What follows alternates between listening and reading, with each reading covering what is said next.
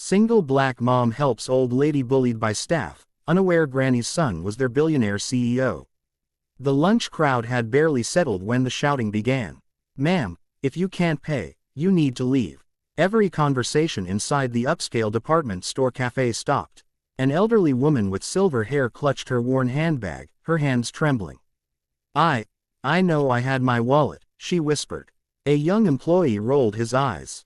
Another laughed under his breath. People try this scam every day.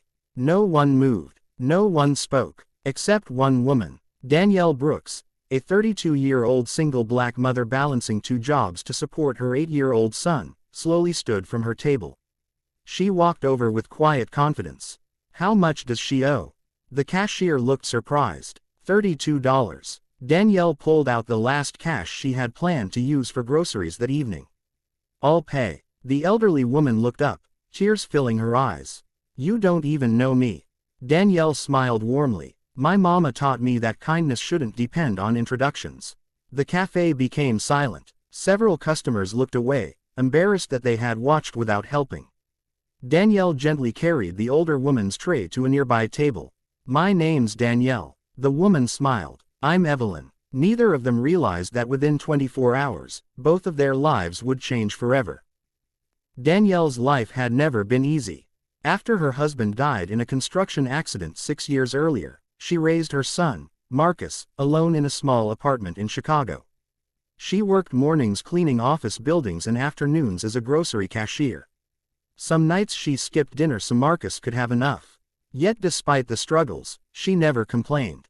Every Sunday she volunteered at a neighborhood food pantry.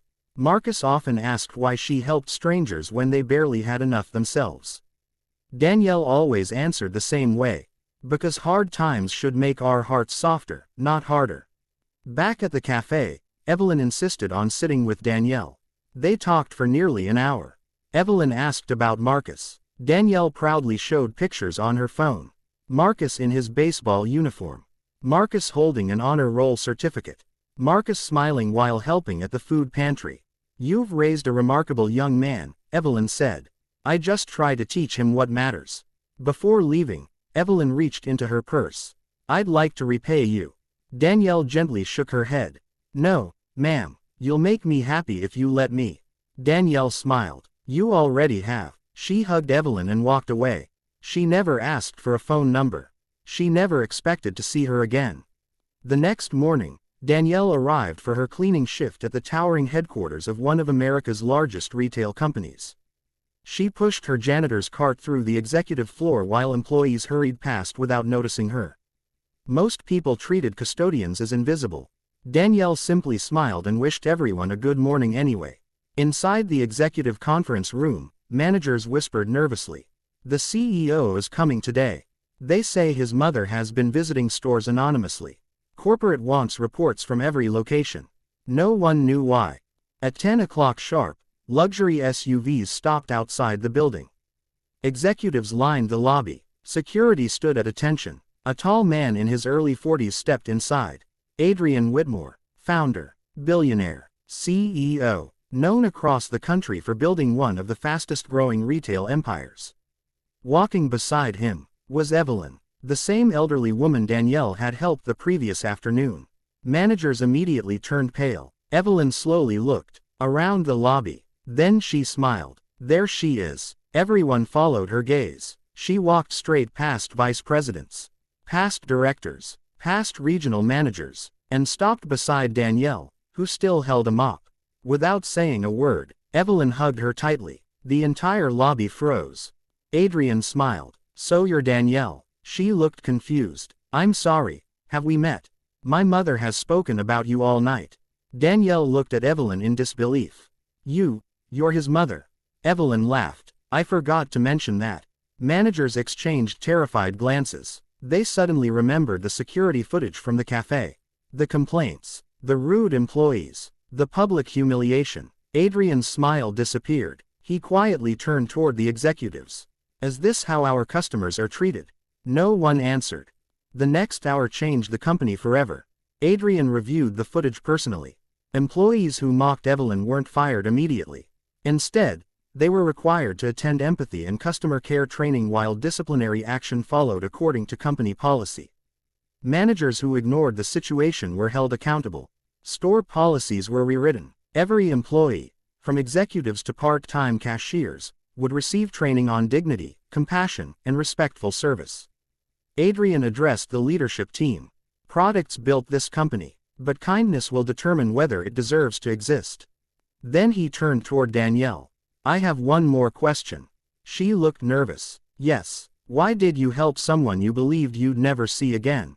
She smiled softly. Because she needed help. No cameras. No reward. No. You spent your grocery money. I can buy groceries another day. But losing your humanity, that's harder to replace. The room became completely silent. Several executives wiped away tears. A week later, Danielle received an invitation to corporate headquarters. She assumed someone had forgotten paperwork. Instead, hundreds of employees stood applauding. Marcus sat proudly in the front row. Adrian walked onto the stage. When people ask what makes a great leader, they usually mention intelligence. They mention strategy. They mention profit. My mother reminded me that leadership begins with compassion. He invited Danielle onto the stage. I can't repay your kindness, but I can make sure it inspires millions. He offered Danielle a new position as the company's director of community outreach, leading volunteer programs, employee service initiatives, and charitable partnerships across the country. The role came with a salary she had never imagined, full benefits, flexible hours, and a college education fund for Marcus. Danielle covered her mouth, overwhelmed. I don't know what to say. Adrian smiled. Just keep being yourself. Months later, the company became known for something far more valuable than low prices. Customers noticed friendlier employees. Communities benefited from expanded volunteer programs. Workers felt respected. Employee satisfaction reached record highs. One afternoon, Danielle visited the same cafe with Marcus. They sat at the very table where everything had begun. Marcus looked at his mother. Mom, if you hadn't helped that lady. Danielle smiled before he finished.